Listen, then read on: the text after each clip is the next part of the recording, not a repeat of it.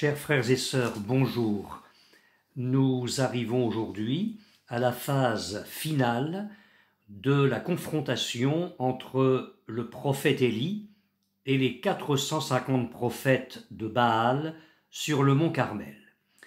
Nous lisons dans la parole de Dieu, dans le premier livre des Rois, au chapitre 18, les versets 38 à 40, « Et le feu de l'Éternel tomba, et il consuma l'holocauste, le bois, les pierres et la terre, et il absorba l'eau qui était dans le fossé.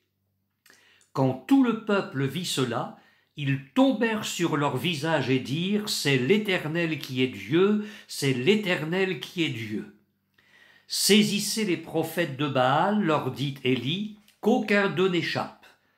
Et ils les saisirent. Élie les fit descendre au torrent de Kison, où il les égorgea. L'insensé dit en son cœur « Il n'y a point de Dieu », déclare la Bible. Savez-vous que ce miracle qui a renouvelé la foi chancelante des Israélites a endurci le cœur incrédule de certains commentateurs? On est allé jusqu'à suggérer qu'Élie aurait versé sur l'autel du pétrole trouvé à proximité et qu'à l'aide d'une lentille grossissante, il aurait concentré les rayons du soleil pour allumer le feu. Vous voyez, l'incrédulité de l'homme ne craint pas le ridicule. Notons en premier lieu le petit mot qui introduit le miracle divin, « et le feu de l'Éternel tomba ». Et, figurant à juste titre dans plusieurs versions. Dans la grammaire française, on l'appelle une conjonction de coordination, c'est-à-dire un mot qui sert à unir deux mots ou deux groupes de mots en établissant entre eux un lien logique. Il y a donc un lien logique entre ce qui va suivre, le feu de l'Éternel tomba, et ce qui précède, c'est-à-dire toute la préparation de l'Holocauste.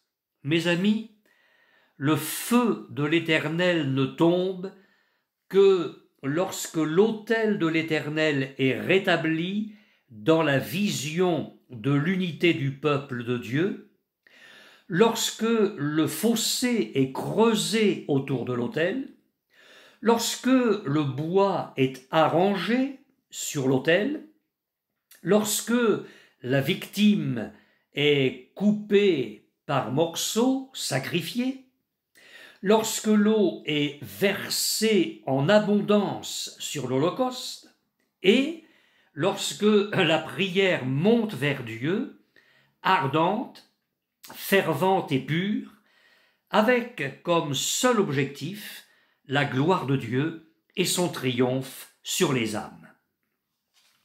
Sans revenir en détail sur le contenu de mes méditations précédentes, tout cela nous parle en type et prophétiquement de la croix, du sacrifice de Christ et de ses conséquences multiples dans la vie de l'Église en général et dans celle du croyant en particulier. L'Église doit maintenir jusqu'au bout le fondement sur lequel elle a été bâtie, à savoir le sacrifice de Christ. Paul écrit « Selon la grâce de Dieu qui m'a été donnée, j'ai posé le fondement comme un sage architecte et un autre bâti dessus. Mais que chacun prenne garde à la manière dont il bâtit dessus, car personne ne peut poser un autre fondement que celui qui a été posé, savoir Jésus-Christ. » Première épître aux Corinthiens, chapitre 3, les versets 10 et 11. À cette même église de Corinthe, l'apôtre rappelle « Je n'ai pas eu la pensée de savoir parmi vous autre chose que Jésus-Christ et Jésus-Christ crucifié. » Chapitre 2, verset 2. Et aux Galates, il déclare « Pour ce qui me concerne, loin de moi la pensée de me glorifier d'autre chose que de la croix de notre Seigneur Jésus-Christ. Galates chapitre 6, verset 14. Les croyants de l'Église d'Éphèse devaient se souvenir constamment qu'ils avaient été édifiés sur le fondement des apôtres et des prophètes, Jésus-Christ lui-même étant la pierre angulaire. Et c'est ce que Paul leur écrit au chapitre 2, verset 20 de sa lettre. Nous tous aussi, nous devons rester établis sur le fondement divin, à savoir le sacrifice et la personne de Christ. L'autel doit être dressé, si nécessaire, être rétabli, et la victime doit être disposée sur l'autel. Vous comprenez l'image. Traduit devant les autorités religieuses de Jérusalem, Pierre, rempli du Saint-Esprit, a déclaré « Il n'y a de salut en aucun autre, car il n'y a sous le ciel aucun autre nom qui ait été donné parmi les hommes par lequel nous devions être sauvés. » Actes des Apôtres, chapitre 4, verset 12. Et plus tard, il écrit dans sa première lettre « Approchez-vous de lui », donc de Christ, pierre vivante, rejetée par les hommes, mais choisie et précieuse devant Dieu. Et vous-même, comme des pierres vivantes, édifiez-vous pour former une maison spirituelle. Car il est dit dans l'Écriture, « Voici, je mets en Sion une pierre angulaire, choisie, précieuse, et celui qui croit en elle ne sera point confus. » Première épître de Pierre, chapitre 2, les versets 4 à 6. Lorsque l'apôtre Jean a eu la vision de la Nouvelle Jérusalem, l'épouse, la femme de l'agneau, ainsi que lui précise l'ange, donc la cité épouse, puisqu'elle est à la fois la femme et la ville. Eh bien, Jean en a contemplé la muraille et les fondements. Il écrit « La muraille de la ville avait 12 fondements, et sur eux, les 12 noms des 12 apôtres de l'agneau. » Apocalypse, chapitre 21, verset 14. Nous sommes là, dans l'avant-dernier chapitre de la Bible, dans l'accomplissement du plan divin. Nous sommes à une fin, ou plutôt à un commencement qui sera éternel. Et nous remarquons que Dieu n'aura pas modifié les bases fondamentales de la rédemption. Jusqu'au bout, l'évangile sera le même évangile et les fondements ne céderont pas la place à d'autres fondements. Si la génération actuelle de croyants veut voir le feu de l'Éternel tomber, elle doit apprendre ou réapprendre la grande leçon du mont Carmel. Beaucoup d'églises aujourd'hui doivent rétablir l'autel de l'Éternel. Dieu cherche des prédicateurs qui n'auront pas honte de Jésus-Christ et de Jésus-Christ crucifié, des hommes qui ne craindront pas de dénoncer le péché dans les vies, de prononcer les mots repentance, conversion, des hommes qui accepteront de porter l'opprobre de Christ en prêchant son sacrifice et la valeur expiatoire de son sang, lui, l'agneau de Dieu. Des hommes qui renonceront aux approbations populaires, aux applaudissements, au vedettariat, à la célébrité, et qui, selon l'ordre du Maître, renonceront à eux-mêmes et se chargeront de leur croix. La croix n'est pas la honte du chrétien, c'est sa gloire. Elle n'est pas un bijou sanctifié, je mets le mot sanctifié entre guillemets, autour du cou, mais elle est la réalité du crucifiement de la chair et du renoncement au monde et à la souillure.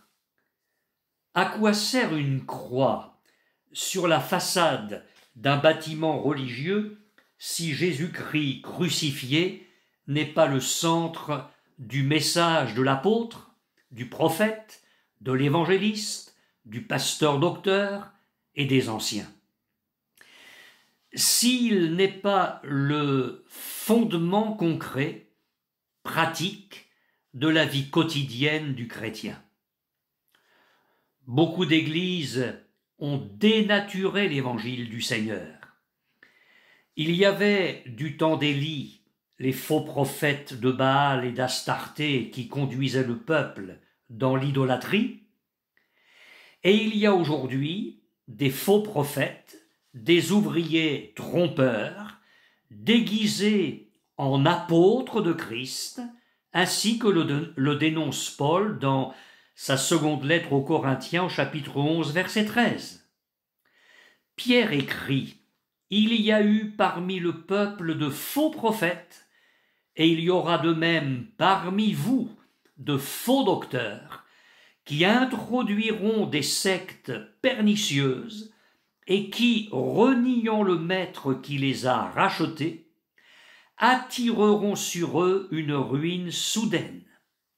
Plusieurs les suivront dans leur dissolution, et la voie de la vérité sera calomniée à cause d'eux.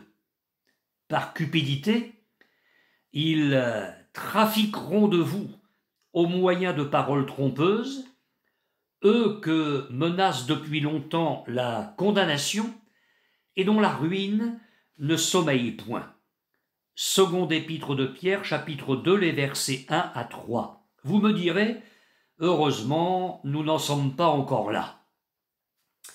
Mais la parole de Dieu ne nous présente aucune infidélité, aucune désobéissance, aucune déviation comme étant consolante, rassurante ou inoffensive. Si les freins d'une voiture sont défectueux dans les premiers mètres d'une route descendante, ne vous consolez pas d'être dans les premiers mètres. Vous allez descendre de plus en plus vite et de plus en plus loin vers la catastrophe. Les églises qui n'entendent pas aujourd'hui le son de la trompette de Dieu, la trompette de Dieu les avertissant et les sommant de revenir vers le Seigneur, de s'humilier, de se purifier, ces églises-là offriront bientôt le visage repoussant de la corruption et de l'abomination de leurs membres et de leurs dirigeants. Du temps du roi Josias, je cite la parole de Dieu, Hilkija, le souverain sacrificateur, dit à Shaphan, le secrétaire, « J'ai trouvé le livre de la loi dans la maison de l'Éternel. » Et Hilkija donna le livre à Shaphan, et Shaphan le lut. Puis Shaphan le secrétaire alla rendre compte au roi, et il dit, « Le sacrificateur Hilkija m'a donné un livre. » Et Shaphan le lut devant le roi. Second livre des rois, chapitre 22, les versets 8 à 10. Je vais poursuivre cette lecture, mais dites-moi, mes amis, avant ce moment-là, où en était le peuple de Dieu?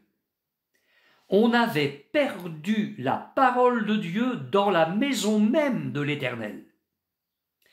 Où en était donc la royauté? Sur quelle base spirituelle les rois gouvernaient-ils? On ne le sait que trop bien, hélas. Où en était la sacrificature, censée régler la vie spirituelle du peuple d'après la loi de Dieu? Et où en était le peuple lui-même? Eh bien, il suffit de lire les pages précédentes de votre Bible, des pages extrêmement sombres, pour découvrir jusqu'où l'on peut descendre lorsque l'on perd les bases et que l'on renverse l'autel. Lorsque le roi entendit les paroles du livre de la loi, poursuit la parole de Dieu, il déchira ses vêtements. Et le roi donna cet ordre au sacrificateur Ilkija, à Achikam, à Akbor, à Shaphan et à Azaria, serviteurs du roi, allez consulter l'Éternel pour moi, pour le peuple et pour tout Juda, au sujet des paroles de ce livre qu'on a trouvé. Car grande est la colère de l'Éternel qui s'est enflammée contre nous, parce que nos pères n'ont point obéi aux paroles de ce livre et n'ont point mis en pratique tout ce qui nous y est prescrit. Second livre des Rois, chapitre 22, les versets 11 à 13. Je conseille à mes auditeurs de lire la suite du récit qui nous convainc de rétablir l'autel de l'Éternel et d'y offrir l'Holocauste. Des pasteurs et des églises ont travesti la merveilleuse grâce de Dieu. Jude parle d'infiltration pernicieuse au sein de l'Église de Jésus-Christ. Il s'est glissé parmi vous certains hommes, écrit-il, dont la condamnation est écrite depuis longtemps, des impies qui changent la grâce de notre Dieu en dissolution et qui renient notre seul Maître et Seigneur Jésus-Christ. Épître de Jude, verset 4. Remarquez bien que Jude ne dénonce pas ici un mal dans le monde, mais au sein même de l'Église. Il s'est glissé parmi vous, précise-t-il. Il se berce d'illusions, ceux et celles qui pensent faire tomber le feu de l'Éternel sur un autel démoli, un autel sans victime immolée, un autel autour duquel aucun fossé n'a été creusé, et sur un mont Carmel où l'on n'entend aucune prière ardente monter vers le trône de Dieu. Oui, le jour de la Pentecôte, le feu de l'Éternel est tombé. Et vous savez pourquoi? Les conditions étaient remplies pour recevoir la puissante bénédiction divine. L'autel avait été construit solidement dans les cœurs par Christ lui-même, et la réalité du sacrifice expiatoire était bien au centre de leur foi. Jésus avait ouvert l'esprit des 2 disciples allant vers Emmaüs et des autres un peu plus tard pour qu'ils comprennent les Écritures, qu'ils sachent et qu'ils croient que le Christ devait souffrir la croix. Le fossé avait été creusé et accepté par les disciples. Ils avaient tout quitté pour suivre le Maître. Et Jésus leur dit un jour, vous êtes ceux qui ont persévéré avec moi dans mes épreuves. Luc chapitre 2, verset 28. Et encore, si le monde vous hait, sachez qu'il m'a haï avant vous. Si vous étiez du monde, le monde aimerait ce qui est à lui. Mais parce que vous n'êtes pas du monde et que je vous ai choisi du milieu du monde, à cause de cela le monde vous hait. Évangile de Jean chapitre 15, les versets 18 et 19.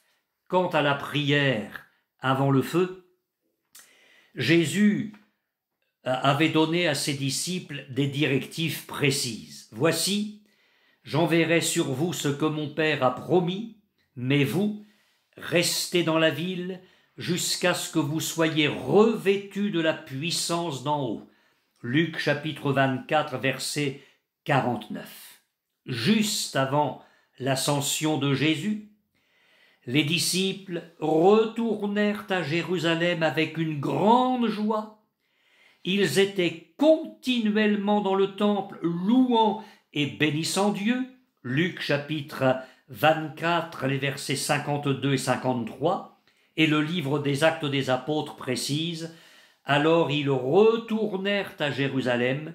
Quand ils furent arrivés, ils montèrent dans la chambre haute où ils se tenaient d'ordinaire, tous d'un commun accord persévéraient dans la prière. » Actes chapitre 1er, les versets 12 à 14. Et vous savez quoi?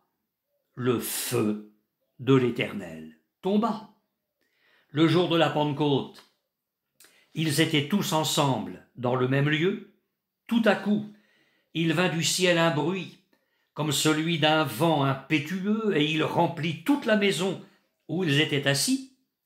Des langues semblables à des langues de feu leur apparurent, séparées les unes des autres, et se posèrent sur chacun d'eux, et ils furent tous remplis du Saint-Esprit. Acte 2, les versets 1 à 4. Alors, au bruit qui a eu lieu, une foule s'est assemblée. Pierre, rempli du Saint-Esprit, a prêché l'Évangile, et 3000 personnes ont proclamé que Jésus-Christ est Seigneur. Ils se sont repentis et ils ont été baptisés. Quand la Bible nous dit « Et le feu de l'Éternel tomba », c'est tout cela qui est contenu dans ce petit mot de 2 lettres dans notre langue française. Il contient à lui seul toutes les conditions requises par Dieu et remplies par l'homme pour que la bénédiction divine vienne avec une grande puissance et avec une impressionnante efficacité. Ce qui s'est passé ensuite au Carmel relève de la toute-puissance divine. Le feu consuma l'Holocauste, le bois, les pierres et la terre, et il absorba l'eau qui était dans le fossé. Notre Dieu n'est-il pas un feu dévorant, ainsi que le déclare l'Épître aux Hébreux, chapitre 12, verset 29?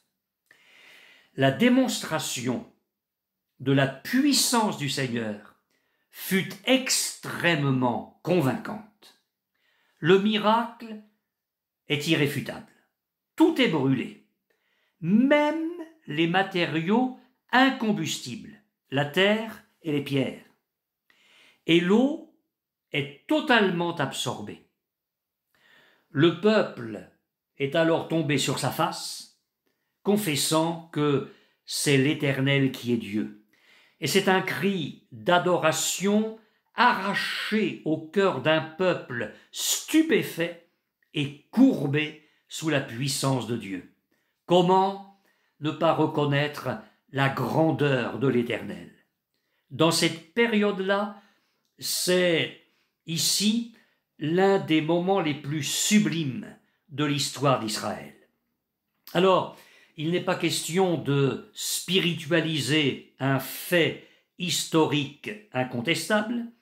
Ce qui s'est passé au Carmel n'est pas une image prophétique, une parabole, un songe, mais c'est bien un fait réel. Cependant, je voudrais encourager maintenant chacun de vous.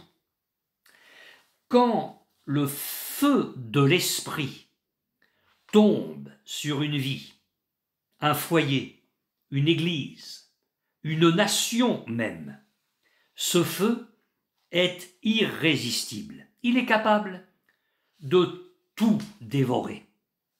Il triomphe des cœurs les plus durs, semblables à de la pierre. Il rompt les liens les plus forts. Il brise le pouvoir des passions les plus dominatrices et les plus avilissantes. Il affranchit du péché le plus abject. Et comme le feu absorba l'eau du fossé, le feu de l'esprit absorbe ce qui est contre nature, ce qui est opposé à la nature de Dieu, à son caractère, à son essence divine, à ses lois immuables pour la vie sociale, pour la vie professionnelle, pour la vie familiale, pour la vie sentimentale. L'espoir de l'Europe, l'espoir de notre pays réside dans la venue du feu divin. Où sont les cœurs qui en sont pleinement persuadés et qui vont prendre le chemin pour que se manifeste la toute-puissance divine, capable de ramener le plus grand nombre d'âmes possible au Seigneur leur Dieu.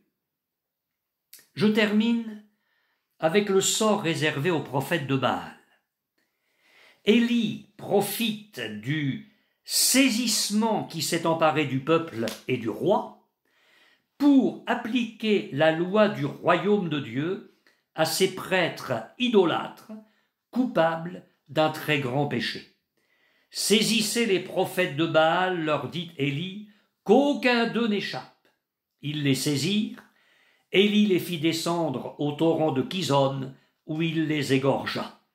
Premier livre des Rois, chapitre 18, verset 40. Le feu avait tout consumé sur l'autel et autour de l'autel. Il fallait maintenant que Dieu consume dans le cœur du peuple tout ce qui déplaisait à ses yeux. Et c'est pourquoi Élie prêche un message de consécration totale et demande l'exécution des faux prophètes. Au fond, il se borne à appliquer la loi divine qui exigeait la mort des visionnaires détournant le peuple vers l'idolâtrie.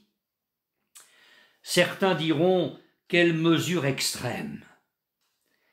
Mais que penseriez-vous si un chirurgien, en découvrant une tumeur maligne dont les cellules prolifèrent à grande vitesse dans l'abdomen d'une personne, lui disait « je pense que nous ferions bien d'en enlever une partie ».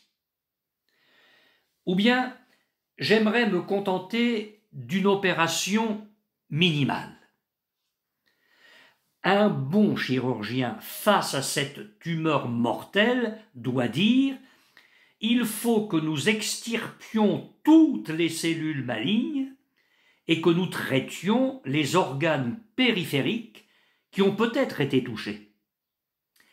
Mes amis, ce n'est pas une mesure extrême, c'est seulement une décision sage et nécessaire. Les prophètes de Baal étaient comme une tumeur maligne au sein du peuple d'Israël. Ils étaient immoraux, hostiles, opposés à Dieu. Élie savait qu'il devait extirper toutes les traces d'une telle menace impie.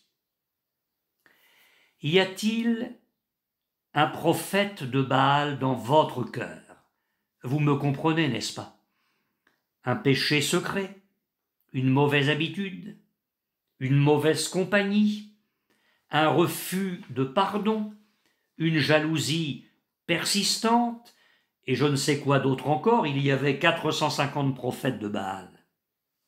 Eh bien, égorgez ce prophète dès maintenant.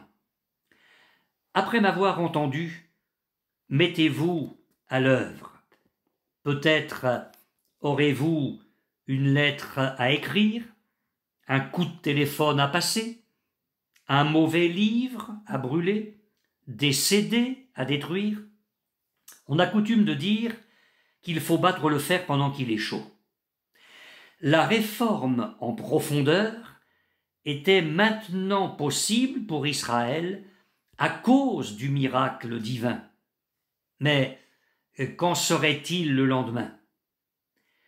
Quand l'Esprit de Dieu nous convainc, quand il nous conduit à la purification de nos cœurs, à des mises en ordre, à des réparations, à des séparations, n'attendons pas pour lui obéir. Tout retard, toute obéissance différée peut s'avérer extrêmement dangereuse.